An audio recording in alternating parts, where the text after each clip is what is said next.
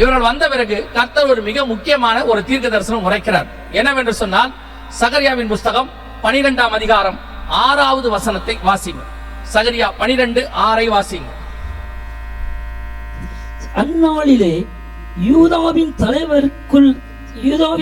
தலைவரை விறகுகளுக்குள்ளே எரிகிற அக்கினி அடுப்புக்கும் வைக்கோல் கட்டுகளுக்குள்ளே எரிகிற தீவெட்டிக்கும் ஒப்பாக்குவேன். அவர்கள் வலதுபுறமும் இடதுபுறமாய் புறப்பட்டு சுற்றிலும் இருக்கிற எல்லா ஜனங்களையும் பட்சிப்பார்கள். எருசலேம் திரும்பவும் தன் ஸ்தானமாகிய எருசலேமிலே குடியேற்றப்பட்டிருக்கும். அடுத்து, இந்த உலகத்தினுடைய மைய பொருள், மைய தேசம், இந்த உலகத்தினுடைய சரித்திரத்தையே மாற்றி அமைக்கக்கூடிய ஒரு பட்டணம் இருக்கிறது. அதுதான் எருசலேம். எருசலேம் என்பது ஏதோ ஒரு உலகத்தில் இருக்கக்கூடியதான ஒரு சின்ன 20 கிலோமீட்டர் சதுர அளவு கொண்டதான ஒரு பட்டணம் என்று நீங்கள் நினைக்காதீர்கள். அது எட்டர்னல் கேபிட்டல் என்று ஆங்கிலத்தில் சொல்வார்கள். நித்திய தலைநகரம். துல்லியமான சில காரியங்கள் நம் காலத்துல, இதெல்லாம் இப்ப நீங்க இதுவரைக்கும் பார்த்ததெல்லாம் நம்ம தாத்தாக்கள் காலம், நம்முடைய தாத்தாக்கள் காலத்துல நிறைவேறின தீர்க்க தரிசனம். இப்ப நீங்க பார்க்க போறது நம்முடைய அப்பாக்கள் காலத்துல நிறைவேறின தீர்க்க தரிசனம். எருசலேமை குறித்து பார்க்கும் பொழுது, அவர்கள் திரும்பி 1948 வந்தாலும் எருசலேம் அவர்கள் வசம் இல்லை. எருசலேமை ஐநா சபை வைத்துக் கொண்டது. அதுல நிறைய பிரச்சனைகள் எல்லாம் இருக்கு. அதனால எருசலேம் எங்ககிட்டே இருக்கட்டும் 1948 ஐநா சபை அவங்க கையில அதை வச்சுக்கிட்டாங்க.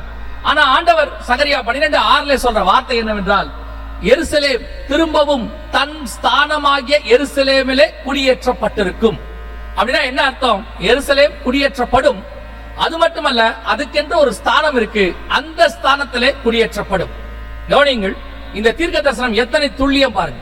1900 வருஷத்துல எருசலேமை சுத்தி பார்த்தவர்கள் எழுதுறாங்க, அது ஒரு மண்மேடான பட்டணம், அங்க மனுஷன் குடியிருக்க முடியாது, அது முழுக்க பாலைவனமாக இருக்கு, ஒரு மரம் கூட அதுல இல்லை என்று அவர்கள் எழுதுகிறார்கள்.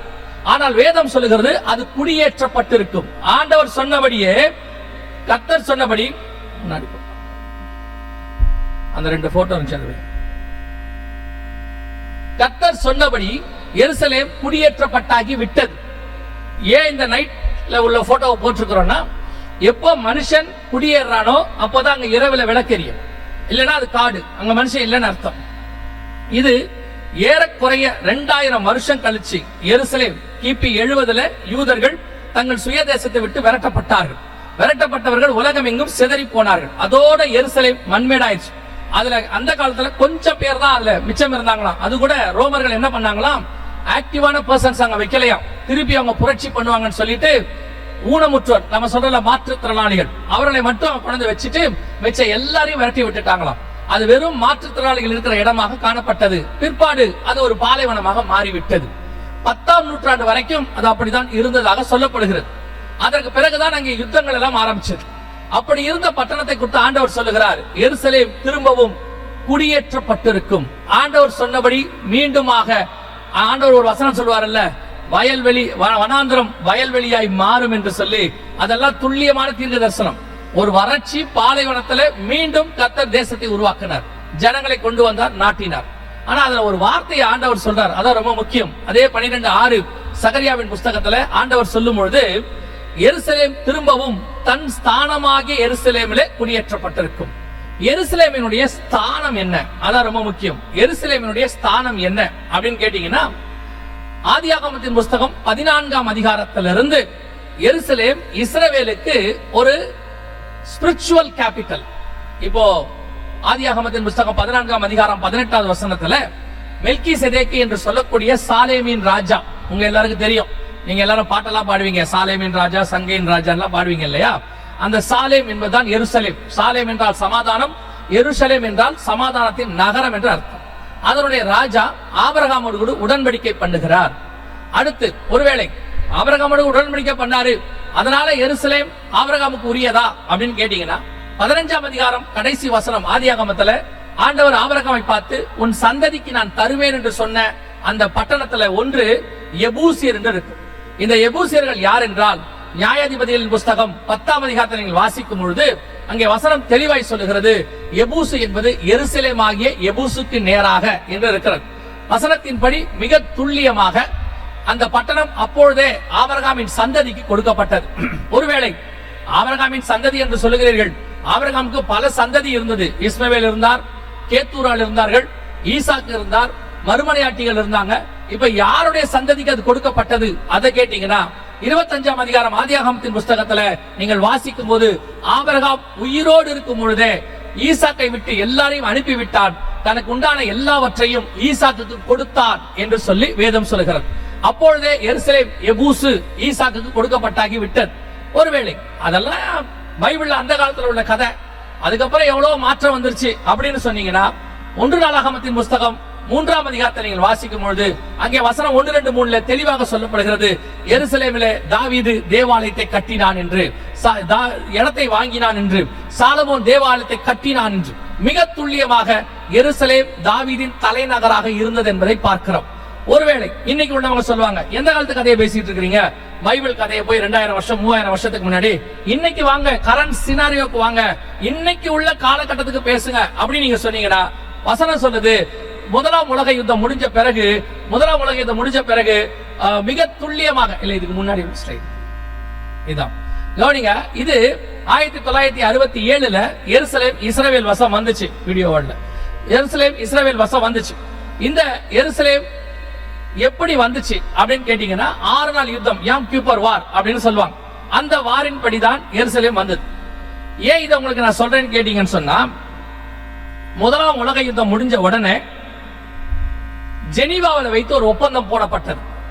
யுத்தம் பண்ணும்போது இப்படிதான் பண்ணணும், இந்த மாதிரி தான் சண்டை போடணும், இந்தந்த இடத்துல குண்டு போடக்கூடாது, யுத்தம் முடிஞ்ச பிறகு யார் யாருக்கு எந்தெந்த இடம் சொந்தம் அப்படின்லாம் ஒரு ஒப்பந்தம் இருக்கு, அக்ரிமெண்ட்.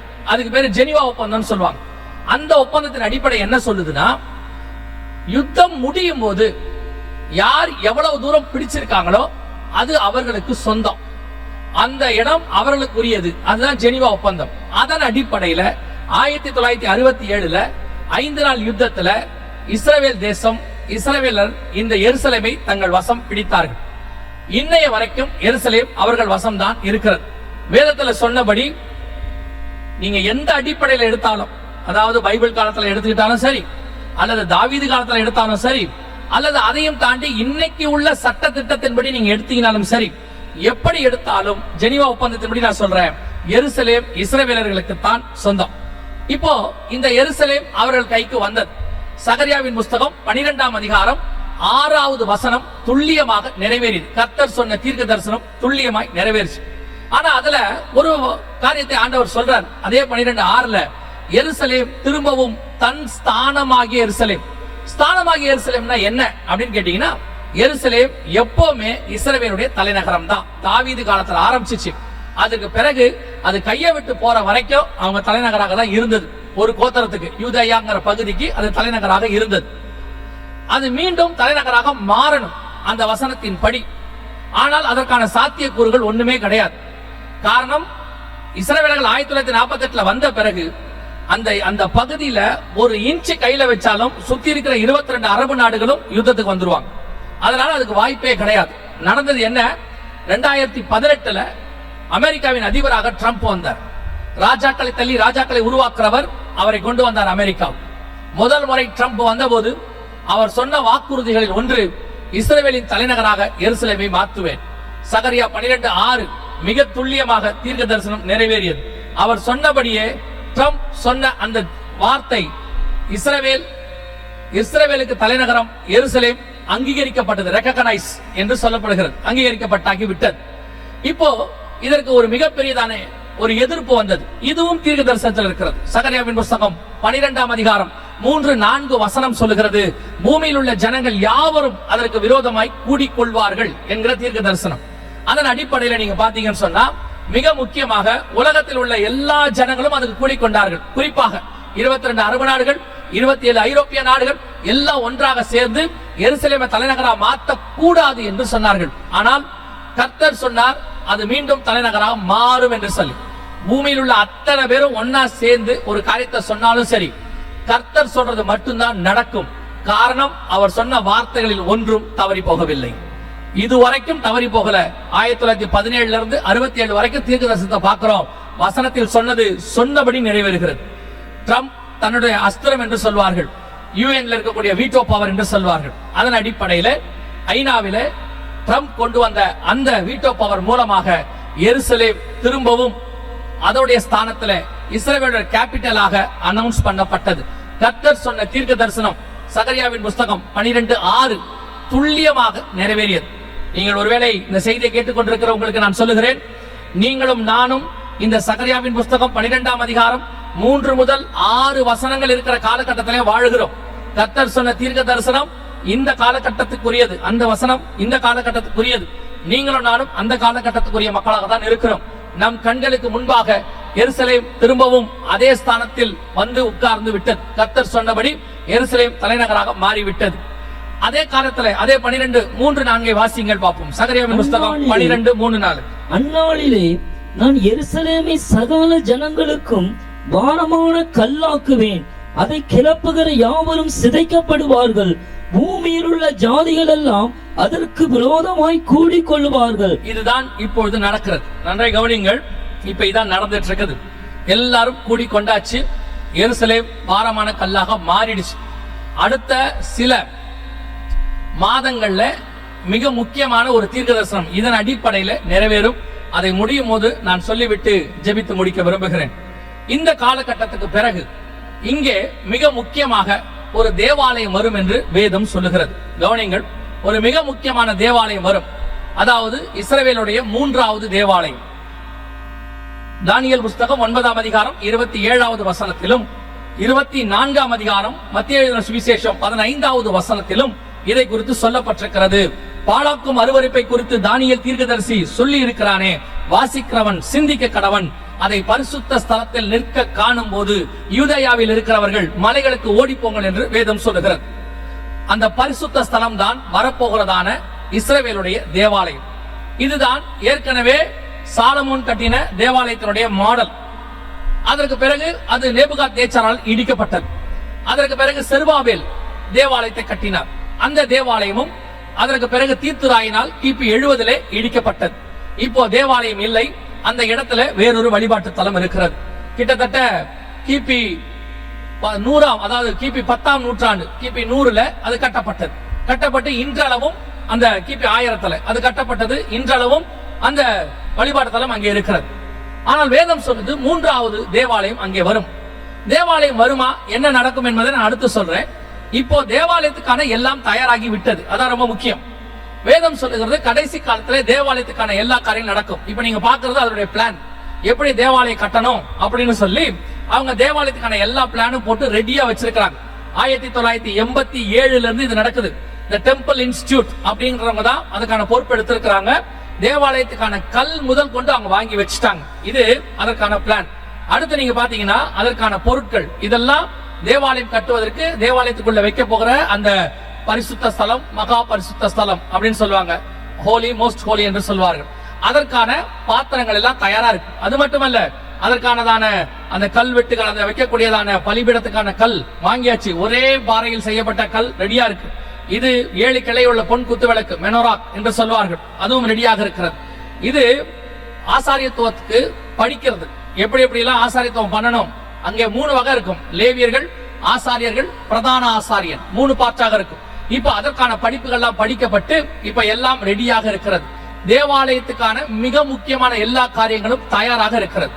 அதிலையும் குறிப்பாக என்னாகமத்தின் புஸ்தகம் 19ஆம் அதிகாரம் 2-3 வசனத்துல நியாயப்பிரமாணம் கற்பித்த கற்பனையாவது அப்படின்னு ஆரம்பித்து அங்கே ஒரு பலியை குறித்து வேதம் சொல்லுகிறது. சிவப்பு கிடாரி என்று சொல்லப்படுகிறது. அது எதை குறித்து என்று சொன்னால், இது 19:3, இது சிவப்பு கிடாரி. இதுல சொல்லப்பட்டதான மிக முக்கியமானது. இந்த சிவப்பு கிடாருடைய விசேஷம் என்னவென்றால், இது 2000 வருஷமாக பூமியிலே இல்லாத ஒரு இனம். அதான் ரொம்ப முக்கியம். அழிந்து போன உயிரினங்களில் இதுவும் ஒன்று. இப்ப சமீபத்துல ஆஸ்திரேலியால 2 வருஷத்துக்கு முன்னாடி பெரிய காட்டு தீ ஏற்பட்டது. அதுல பேப்பர்ல என்ன வந்துச்சு நியூஸ்னா, கோலா அப்படின்னு சொல்லக்கூடிய ஒரு மிருக இனம் அதுல அழிஞ்சு போச்சு மொத்தமாவே. இப்ப அவங்க இல்ல அப்படின்னு சொல்றாங்க. நமக்கு தெரிஞ்சிருக்கிற டைனோசர் அப்படின்னு சொல்றோம், அது அந்த ஒரு காலத்துல இருந்துச்சு, அப்புறம் அழிஞ்சிருச்சு அப்படின்னு சொல்றாங்க. இந்த மாதிரி பல இனங்கள் மிருகங்கள்ல அழிஞ்சிருச்சு. அப்படித்தான் இந்த சிவப்பு கிடாரியும் அழிந்து போன ஒரு இனம். எப்பனா 1ஆம் நூற்றாண்டுக்கு பிறகு. ஆனால் வேதம் சொல்லுகிறது பலி செலுத்தப்படும். தானியேல் புஸ்தகம் 19ஆம் அதிகாரம் 27வது வசனத்துல அவர் 1 வாரம் அளவும் அநேகருக்கு உடன்படிக்கையை உறுதிப்படுத்தி அந்த வாரம் பாதி சென்ற பின்பு பலியையும் காணிக்கையும் ஒழிய பண்ணுவார் என்று அப்படின்னா என்ன அர்த்தம் அப்படின்னு கேட்டீங்கன்னா, பலி என்று சொன்னால் சிவப்பு கிடாரி, இந்த பலி செலுத்தப்படணும் அப்படின்னா அந்த சிவப்பு கிடாரி இருக்கணும். 2000 வருஷமா இல்லாத ஒரு இனம் இப்ப இருக்கு, அதை கொண்டு வந்தாச்சு. 2012 இருந்து இதற்கான வேலைகள் எல்லாம் நடைபெற்றது. சிவப்பு கிடாரிய ஸ்பெயின் நாட்டில் இருக்கக்கூடிய ஒரு மாட்டிலிருந்து டிஎன்ஏல இருந்து யூதர்கள் உருவாக்கினார்கள். இப்போ 2018 இது கொண்டு வரப்பட்டாக்கி விட்டது. அதை விட பெரிய ஆச்சரியம் என்னன்னா, இதை வேற ஒரு இடத்துல வச்சு தான் இத சிவப்பு கிடாரியை ரெடி பண்ணாங்க. அது நீங்க நான் சாதாரணமா பாக்குற மாதிரி சிவப்பு கிடாரினா சிவப்பு கிடாரி இல்ல. இத டெஸ்ட் பண்றதுக்கு ஒரு பெரிய டீமே இருக்கு. என்ன பண்ணுவாங்கன்னா, உட்காந்து ஒவ்வொரு முடியா செக் பண்ணுவாங்க. அவங்க ஒரு முடி கூட ஒயிட் இருக்க கூடாது. ஏன்னா அந்த என்னாகும் 19:2-3 வசனம் சொல்லுது, முழுவதும் பழுதற்றதும் ஊனமில்லாததும் நுகத்தடிக்கு உட்படாததுமாகிய தலை முதல் கால் வரைக்கும் அது சிவப்பா இருக்கணுமா. அப்படி ஒரு சிவப்பு கிடாரி தான் அப்படின்னு சொன்னாங்க. இப்போ அதுக்கான ஆராய்ச்சி செய்வாங்க. அதுக்கு சில ஆராய்ச்சியாளர்கள் அவங்க இருக்காங்க, ரவிமார்கள், உட்காந்து அவங்க ஒவ்வொரு லென்ஸ் வச்சு பார்ப்பாங்க, ஒவ்வொரு முடியா செக் பண்ணுவாங்க. அப்படி செக் பண்ணி இப்ப சிவப்பு கிடாரி பலி பொருள் தயாராக இருக்கிறது. வேதம் சொன்ன, யோசித்து பாருங்க, 2000 வருஷமா இல்லாத ஒரு தேசம், இல்லாத ஒரு இனம், இல்லாத ஒரு தலைநகரம், இல்லாத ஒரு பலி, இத்தனையும் இந்த 75 வருஷத்துல வந்திருக்கு. அதான் ரொம்ப முக்கியம். இந்த 2000 வருஷமா இல்லாதது கிபி 70 காணாம போனவங்க 1917 பிறகு இவ்வளவு நடந்திருக்குன்னா இது கடைசி காலம் இல்லாமல் வேற என்ன? இது வரைக்கும் ஏன் இதெல்லாம் நடக்கல? இன்னும் கடைசி காலம் இல்ல, கடைசி காலம் இல்ல அப்படின்னு சொல்லிக்கிட்டே இருக்கிறாங்க. கவனிச்சு கொள்ளுங்க, இது எல்லாத்த விட மிக முக்கியமாக ஒரு காரியம் நடைபெற்றது. அது 2025 இந்த ஏப்ரல் மே மாசத்துல மிக துல்லியமா நடந்தது. 2010 நார்த் ஆப்பிரிக்கால ஒரு மிக முக்கியமான நார்த் ஆப்பிரிக்கால ஒரு மிக முக்கியமான காரியம். இதுக்கு முன்னாடி நார்த் ஆப்பிரிக்கால இது கண்டுபிடிக்கப்பட்டது. யாரு அப்படின்னு கேட்டீங்கன்னா, ஆச்சரியத்தில் மிக முக்கியமானது, லேவி கோத்திரத்துல ஆரோனின் வம்சத்துல ஆசாரிய பட்டத்துக்கு தேவையான ஒரு ஆளை கண்டுபிடிச்சாங்க. நார்த் ஆப்பிரிக்காவுக்கு ஒரு கூட்டத்தார் போயிருந்த போது அங்கே ஜப ஆலயத்துல ஒருத்தர் உட்கார்ந்து தோரா வாசிச்சிருக்கிறார். அதாவது அவங்க வேதத்தை வாசிச்சிருக்கிறார். வாசிக்கும் பொழுது அவர் பார்ப்பதற்கு ஆப்பிரிக்கன் மாதிரியே இல்ல, அவர் வேற மாதிரி இருக்கிறார். அவருடைய ஸ்ட்ரக்சர்னு சொல்லுவாங்க. நம்முடைய முடி எப்படி மத்தவங்களோட வேற மாதிரி இருக்கும், கண் கருவிழி நமக்கு வேற மாதிரி இருக்கும், ஐரோப்பியர்களுக்கு வேற மாதிரி இருக்கும். அதே மாதிரி நம்முடையதான அமைப்பு, மூக்கு, மொழி இதெல்லாம் வேற மாதிரி இருக்கும். இதுவே நீங்க ஆப்பிரிக்காக்காரங்களுக்கு வேற மாதிரி இருக்கும், சைனீஸ்க்கு வேற மாதிரி இருக்கும். ஒவ்வொரு இனத்துக்கு ஒரு மாதிரி இருக்கும். அப்படி அந்த ஆப்பிரிக்காவுக்கு போகும்போது அந்த தோராவை வாசிச்ச அந்த மனுஷனுடையதான அமைப்பு ஆப்பிரிக்காவுடைய அமைப்பு அல்ல. அதை பார்த்தபோது இவர் யார், ஏன் இங்க இருக்கிறார் சொல்லி அவரை கூப்பிட்டு விசாரிச்சு, அதற்கு பிறகு அவருடையதான பெற்றோர், தாத்தா, யூதர்களுக்கு எப்பொழுதுமே ஒரு சுபாவம் உண்டு. அவர் எழுதும் போது கோத்திர பெயரையும் கோத்திர தலைவன் பெயரையும் சேர்த்து எழுதுவாங்க. நீங்க பைபிள்ல கூட வாசிக்க முடியும், லேவியனாகிய ஆரோனின் குமாரனாகிய அப்படின்னு வரும். எப்ப எழுதும் போதும், பவுல் புதிய ஏற்பாட்டில் எழுதும் போது கூட நான் பென்யமின் கோத்திரத்தான் அப்படின்னு எழுதுவார். எழுதும் போது தங்கள் கோத்திர பேர், கோத்திர தலைவன் பேர் சேர்த்து எழுதுவாங்க. அது யூதருடைய மரபு. அதன் அடிப்படையில அதையெல்லாம் வச்சு செக் பண்ணி அவரை கண்டுபிடிச்சாங்க. இப்போ 2025 மிக முக்கியமாக நீங்க பார்க்கும் பொழுது அந்த பிரதான ஆசாரியர் ஆரோனின் வம்சத்திலிருந்து வரக்கூடியவரை இப்ப அவங்க ரெடி பண்ணிட்டாங்க. இவர் தான் இப்ப காட்டுவாங்க பாருங்க, அவரை ரெடி பண்ணியாச்சு. பிரதான ஆசாரிய பட்டத்துக்குவான எல்லா காரியங்களும் ரெடியா இருக்குது. இந்த தீர்க்க தரிசனம் எங்க இருக்குன்னு கேட்டீங்கன்னா, 44ஆம் அதிகாரம் எசேக்கியேல் புஸ்தகத்துல ஆண்டவர் சொல்றாரு, 12-13 வசனங்களை நீங்க வாசிக்கும் பொழுது, என்னுடைய வாசலை காவல் காக்கிறதுக்கு சாதோக்கின் புத்திரர், லேவியின் கோத்திரத்துல கொண்டு வந்த சாதோக்கின் புத்திரரை நான் கொண்டு வருவேன் அப்படின்னு ஆண்டவர் சொல்றார். அவர் சொன்னபடியே துல்லியமாக தீர்க்க தரிசனம் நிறைவேறியது. கவனிங்கள், 13வது வசனம், அவர்கள் எனக்கு ஆசாரியராய் ஆராதனை செய்யும்படி என் சமீபத்துல வரக்கூடாது, அவர்களுக்கு பதிலாக யாரை கொண்டு வரணும்னா சாதோக்கின் புத்திரரை நான் கொண்டு வருவேன். லேவி கோத்திரத்துல 14வது வசனம், ஆலயத்தின் சகல வேலைகளுக்கும் அதில் செய்யப்பட வேண்டிய எல்லாவற்றுக்கும் நான் அவர்களை அதில் காவல் காக்கிறவராக இருக்க கட்டளை இடுவேன் அப்படின்னு இருக்கு. இப்ப அந்த கோத்திரம் கண்டுபிடிக்கப்பட்டாக்கி விட்டது. அதனுடைய பிரீஸ்ட், சீஃப் பிரீஸ்ட் என்று சொல்வார்கள், ஹை பிரீஸ்ட் என்று சொல்வார்கள். அவர் இப்பொழுது கொண்டு வரப்பட்டு அவருக்கு ஆசாரியத்துவம் சொல்லிக் கொடுக்கப்பட்டு இப்பொழுது பலி பொருள் தயாராக இருக்கிறது. பலி செலுத்த இவர் தான் அந்த ஆசாரியர். இவர் தான் இப்ப எல்லாம் பண்ணி வச்சு ரெடியா இருக்கிறாரு. படிச்சு முடிச்சாச்சு, இவருக்கான Dress ரெடி பண்ணியாச்சு, அத்தனையும் ரெடியாக இருக்கு. இது எதுக்கு உங்களுக்கு சொல்றேன்னா, இந்த ஆசாரிய முறைமை அல்லது மூன்றாவது தேவாலயம் கட்டி அதுல பலி தொடங்குவதற்கு முன்பதாகத்தான் உங்களையும் என்னையும் மீட்க வருவேன் என்று இயேசு வாக்கு பண்ணி இருக்கிறார். 2 தெசலோனிக்கேயர் 2ஆம் அதிகாரம் அதைத்தான் சொல்லுகிறது. ஆண்டவர் சொன்னபடி இப்போ இந்த 75 வருஷத்துக்குள்ளாக தலைநகரம் வந்திருக்கு. தலைநகரத்துல ஆலயத்துக்கு தேவையான பொருட்கள் எல்லாம் வாங்கப்பட்டாச்சு. பலி பொருள் தலைநகரத்துக்கு வந்து சேர்ந்துருச்சு. எருசலேமுக்கு கொண்டு வந்தாச்சு. ஆலயம் இருக்கிற பகுதிக்கு அதை கொண்டு வந்தாச்சு, சிவப்பு கிடாரிய. இப்ப ஆசாரியரும் ரெடி ஆயாச்சு. பலி செலுத்துவதற்கு தேவையான பிரதான ஆசாரியரும் ரெடி. இத்தனை தீர்க்க தரிசனங்களும் துல்லியமா நிறைவேறிடுச்சு. இந்த வீடியோல கடைசி அவங்க என்ன சொல்றாங்கன்னா, இப்ப எங்க கிட்ட எல்லாமே இருக்கு, எங்க கிட்ட அத்தனையும் இருக்கு. இப்ப எங்களுக்கு தேவை ஒன்றே ஒன்றுதான், எங்களுக்கு ஆலயம் கட்டுவதற்கு இடம் வேண்டும் என்று சொல்லுகிறார். அதைத்தான் நான் உங்களுக்கு சொல்லி முடிக்க விரும்புகிறேன். அவர்கள் சொல்லுகிறார்கள், எங்களுக்கு ஆலயத்துக்கு தேவையான இடம் வேண்டும், அது மட்டும் கிடைச்சிட்டா இப்ப மத்தபடி எல்லாம் இருக்கு. தேவாலயம் கட்டுவதற்கு இப்போ ஆட்களை நியமிச்சிருக்கிறாங்க. ஒரு காரியம் சொல்றாங்க, இந்த ஆலயத்தை எங்களால தேவைப்பட்டா 24 மணி நேரத்தில் கட்டி முடிக்க முடியும். அதற்கான எல்லா டெக்னாலஜியும் பொருளும் ஆட்களும் எல்லாம் இருக்கிறாங்க. 24 ஹவர்ஸ்ல எங்களால ஆலயம் கட்ட முடியும் அப்படின்னு அவங்க சொல்றாங்க. அதன் அடிப்படையில பார்த்தா ஆலயம் மூன்றாவது தேவாலயத்துக்கான எல்லா காரியங்களும் தயாராக இருக்கிறது. அப்படியானால் இந்த இடம் மட்டும்தான் அவர்களுக்கு தேவை. இந்த இடத்தை குறித்ததான தீர்க்க தரிசனத்தையும் நான் சொல்லிவிட்டு முடிக்கிறேன், கவனிங்க. இந்த ஆலயம் இருக்கிற இடம் எது, எந்த இடத்துல இந்த ஆலயம் இருக்கணும் அப்படின்னு பாத்தீங்கன்னு சொன்னா, இந்த இடத்துல தான் இந்த ஆலயம் இருக்கணும். ஏன்னா இதுக்கு முன்னாடி இருந்த 2 ஆலயமும் இங்கதான் இருந்துச்சு. இந்த இடத்துக்கு பேர் என்னன்னு கேட்டீங்கன்னா டெம்பிள் மவுண்ட். இங்கேதான், அதாவது தேவாலயம் இருக்கிற மலை அப்படின்னு அர்த்தம். இந்த இடத்துல தான் ஆலயம் இருந்தது. அதுக்கான என்னங்க ஆதாரம் இருக்கு அப்படின்னு கேட்டீங்கன்னா, 1 நாளாகமத்தின் புஸ்தகம் 3ஆம் அதிகாரம் 1வது வசனத்துல நீங்கள் வாசிக்கும் போது, சாலமோன் எருசலேமிலே தாவீது முன்குறித்து வைத்த இடத்திலே எபூசியனாகிய ஓர்னானின் களத்திலே ஆலயத்தை கட்டத் தொடங்கினான், மோரியாவிலே என்று இருக்கும். அந்த வசனம் வாசிக்க பார்ப்போம். 3:1.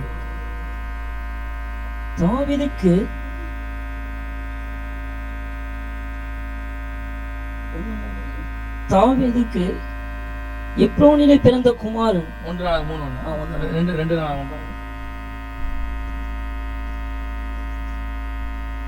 பின்பு சாலமோன் 2 நாளாகமம் 3:1 மன்னிக்கணும், வாசி. பின்பு சாலமோன் எருசலேமிலே தன் தகப்பனாகிய தாவீதுக்கு காண்பிக்கப்பட்ட மோரியா என்னும் மலையில் எபூசியனாகிய ஓர்னானின் களம் என்னும் தாவீது குறித்து வைத்த ஸ்தலத்திலே கர்த்தருடைய ஆலயத்தை கட்டத் துவங்கினான். இதுதான் அந்த இடம், இதான் மோரியா என்னும் மலை, எருசலேம்ல தாவீது முன்குறித்த இடம். மோரியா மலை என்றால் உங்க எல்லாருக்கும் தெரியும் நினைக்கிறேன். ஆபிரகாமுக்கு 22ஆம் அதிகாரத்துல கர்த்தர் குறித்த இடம், ஈசாக்கை பலி கொடுக்கும்படி கொண்டு போகும்படி சொன்னார் இல்லையா? 22ஆம் அதிகாரம் 1-2 வசனத்துல இது சொல்லப்பட்டிருக்கிறது. ஆதியாகமத்துல அந்த இடத்தில் தான் தாவீதுக்கு அவர் ஆலயத்தை கட்டுவதற்கு குறித்தார். அதே இடத்தில் தான் சாலமோன் ஆலயத்தை கட்டினார். அந்த இடத்தில் தான் 3வது தேவாலயம் வர வேண்டும். ஆனால் இப்பொழுது அங்கே வேறொரு வழிபாட்டு தலம் இருக்கிறது. ஆகவே அங்கே தேவாலயம் வர இப்பொழுதுக்கு வாய்ப்பில்லை.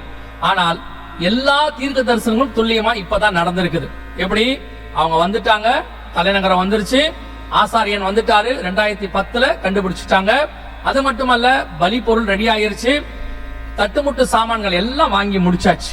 இப்போ அவங்களுக்கு தேவை இந்த இடம் மட்டும்தான். இந்த வீடியோல அவங்களும் சொல்றாங்க, எங்களுக்கு இந்த இடம் மட்டும்தான் தேவை. இதனுடைய தீர்க்க தரிசனம் என்ன? வசனம் சொல்லுகிறது, இந்த இடத்திற்கு ஒரு சண்டை ஆரம்பிக்கும். எசேக்கியேல் புஸ்தகம் 38ஆம் அதிகாரம் 8வது வசனத்தை வாசி. 38 வாசி. அநேக நாட்களுக்கு பிற்பாடு நீ விசாரிக்கப்படுவாய், பட்டயத்துக்கு நீங்களாகி பற்பல ஜனங்களிலிருந்து சேர்த்து கொள்ளப்பட்டு வந்தவர்களின் தேசத்தில் கடைசி வருஷங்களிலே வருவாய். கடைசி வருஷங்கள்ல இந்த யுத்தம் நடக்கும். அடுத்து, நெடுநாள் பாழாய் கிடந்து பிற்பாடு ஜாதிகளிலிருந்து கொண்டு வரப்பட்டவர்கள் எல்லோரும் சுகத்தோட குடியிருக்கும் இஸ்ரவேலின் மலைகளுக்கு விரோதமாய் வருவார். இஸ்ரவேலின் மலைகளுக்கு விரோதமாக இந்த யுத்தம் ஆரம்பிக்கும். நன்றாய் கவனிங்கள். இதுவரைக்கும் நடந்த யுத்தம் எல்லாம் தேசத்துக்கான யுத்தம், தலைநகரத்துக்கான யுத்தம். முதலாக வசனம் சொல்லுது, கடைசி வருஷங்களிலே மலைக்கான ஒரு யுத்தம் வரும். அதே எசேக்கியேல் 39:2 வாசிங்கள். அதுக்கு அடுத்து எசேக்கியேல் 39:2. நான் உன்னை திருப்பி உன்னை 6 துரடுகளால் இழுத்து உன்னை வடபுறங்களில் இருந்து எழும்பவும் இஸ்ரவேல் மலைகளில் வரவும் பண்ணி. இந்த தீர்க்க தரிசனம் அப்படியே இஸ்ரவேல் மலைக்கு விரோதமாக யுத்தம் ஆரம்பிக்கும். எசேக்கியேல் 38:8 இருக்கு, எசேக்கியேல் 39 2 இருக்கு. ஒரு தடவைக்கு 2 தடவை கர்த்தர் சொல்றார். இப்போ இந்த யுத்தம் 2023, இந்த யுத்தம் அக்டோபர் மாசம் 7ஆம் தேதி ஆரம்பிச்சிச்சு. இந்த யுத்தத்துக்கு பேரு ஆபரேஷன் அலெக்சா ஃப்ளட் என்று பெயர். இந்த மலையை எங்களுக்கு வேண்டும் என்று அவர்கள் சொல்லுகிறார்கள். இந்த மலை இருக்கிற இந்த இடம் மட்டுமல்ல, முழு எருசலேமும் எங்களுக்கு சொந்தம் என்று யூதர்கள் சொல்லுகிறார்கள். இப்ப இந்த சண்டை தான் 2023 அக்டோபர் 7 ஆரம்பிச்சிருச்சு. எசேக்கியேல் 38:8 39ஆம் அதிகாரத்திலையும் சொல்லப்பட்டிருக்கிற அந்த கடைசி வருஷத்தில் நடக்க யுத்தத்தினுடைய ஆரம்ப கட்டத்துக்கு நாம வந்துட்டோம். சண்டை ஸ்டார்ட் ஆயிருச்சு. குறிப்பா மலைக்கான சண்டை ஸ்டார்ட் ஆயிருச்சு. இப்போ இதுவரைக்கும் எல்லா தீர்க்க தரிசனங்களும் துல்லியமாய் நிறைவேறியது. ஒன்றன் பின் ஒன்றாக கர்த்தர் சொன்னபடி துல்லியமாய் நடந்தது. இப்ப என்ன நடக்கும்? இதுவரைக்கும் நீங்கள் உங்கள் கண்களுக்கு முன்பாக இந்த சம்பவங்களை பார்த்திருக்கிறீர்கள். இது எல்லாம் தீர்க்க தரிசனத்தை நிறைவேறுதல் என்று சிலருக்கு தெரிந்திருக்காது, அநேகருக்கு தெரிந்தும் வாய்ப்பு இருக்கிறது. இப்ப கர்த்தர் சொன்னபடி இத்தனை காரியங்களும் நடந்திருக்கிறது. அப்படியானால் அடுத்து என்ன நடக்கும் என்று சொன்னால், எசேக்கியேல் 39 இந்த யுத்தம் முடிவடைகிறது. 40 தேவாலயம் கட்டப்படுவதை குறித்து ஆரம்பிக்கிறது. 44 வரை தேவாலயம் கட்டப்படுவதை குறித்து சொல்லப்படுகிறது. 44 அந்த தேவாலயத்தில் கடைசி சர்வாதிகாரி அருவருப்பானவன் உள்ளே நுழைவான் என்று சொல்லப்படுகிறது. 37 உலர்ந்த எலும்புகள் உயிரடையும். 38 யுத்தம் ஆரம்பிக்கும். 39 யுத்தம் முடியும். 40 தேவாலயம் கட்ட ஆரம்பிப்பார்கள். 44 அந்திகிறிஸ்து என்று சொல்லக்கூடிய சர்வாதிகாரி உள்ளே நுழைவான். 37 சொல்லப்பட்ட அத்தனை தீர்க்க தரிசனமும் துல்லியமாய் நடந்து கொண்டே வந்திருக்கிறது. எசேக்கியேல் 38 சொல்லப்பட்ட யுத்தமும் ஆரம்பித்து விட்டது. விசுவாசிகள் கவனியுங்கள், ஏதோ உங்களுக்கு கதை சொல்லவில்லை. நாம் வாழ்ந்து கொண்டிருக்கிற காலகட்டத்தில் நிறைவேறி கொண்டிருக்கிற தீர்க்க தரிசனத்தை குறித்து சொல்லுகிறோம். வேதத்திலே கர்த்தருக்கு ஒரு சுபாவம் உண்டு. தீர்க்க தரிசனம் உரைக்கும் பொழுது ஒரு தீர்க்க தரிசியை வைத்து அந்த தீர்க்க தரிசனத்தை சொல்லுவார். அதே நேரத்தில் அது நிறைவேறும் பொழுது கர்த்தர் யாரையாவது வைத்து நிறைவேறுகிறது என்றும் சொல்லுவார். கன்னியின் வயிற்றிலே ஒரு குமாரன் பிறப்பார் என்று சொல்லி ஏசாயாவுக்கு உரைக்கப்பட்டது. அதே நேரத்தில் அவர் பிறந்தவுடன் அவரை நீ காண்பாய் என்று சிமியோனுக்கு சொல்லப்படுகிறது. இயேசு கிறிஸ்து பலியாகி உலகத்திலே வந்து அநேகருடைய பாவத்தை சுமந்து தீர்க்கிற தேவாட்டுக்குட்டியாய் இருப்பார் என்று ஏசாயாவுக்கு சொல்லப்பட்டது. அவர் அப்படி வந்தபோது யோவான் மூலமாய் உறுதிப்படுத்தப்பட்டது. ஒவ்வொரு தீர்க்க தரிசனமும் சொல்லப்படுவதற்கு ஒரு காலம் உண்டு, நிறைவேறும் போது அதை உறுதிப்படுத்துவதற்கு ஒரு காலம் உண்டு.